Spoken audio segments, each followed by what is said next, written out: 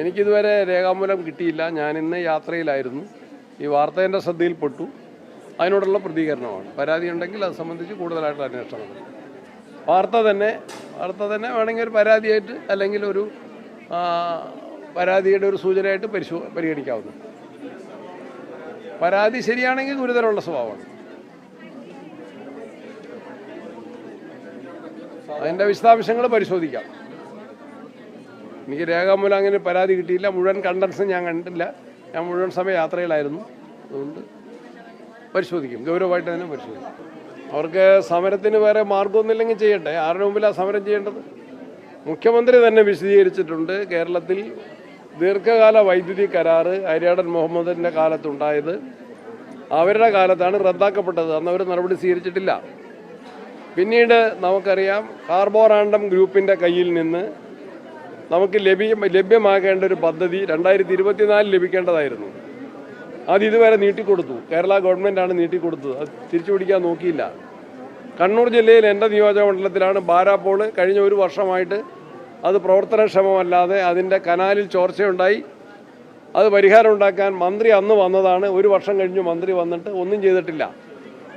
അവർ വേനൽക്കാലത്ത് March April മാസങ്ങളിൽ അന്ന് വൈദ്യുതിയുടെ പ്രയാസം ഉണ്ടായപ്പോൾ അവരന്ന് ഒരു വൈദ്യുതിയും നിർമ്മിക്കുകയല്ല, ഉൽപ്പാദിപ്പിക്കുകയല്ല ചെയ്ത്, വാങ്ങുകയല്ല ചെയ്ത്, കടം വാങ്ങിയത്.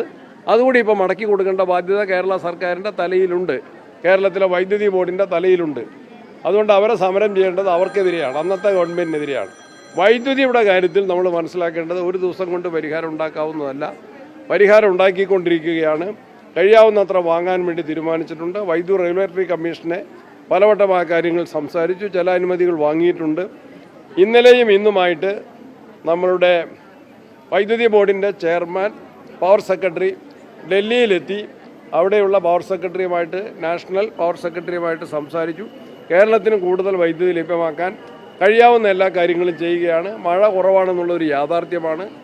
അത് കേരളത്തിൽ നമുക്കെല്ലാം അറിയാം. ഇപ്പോൾ കാസർഗോഡും മാത്രമല്ല മഴ കുറവുള്ളത്, ഇടുക്കി പോലുള്ള ജലവൈദ്യുത പദ്ധതികളുടെ സംഭരണികളിൽ വെള്ളം കഴിഞ്ഞ കൊല്ലത്തിൻ്റെ അപേക്ഷിച്ച് പകുതി പോലുമില്ല. കഴിഞ്ഞ കൊല്ലം 60% ഉണ്ടായിരുന്നെങ്കിൽ ഇക്കൊല്ലം അത് 28% മാത്രമാണ്.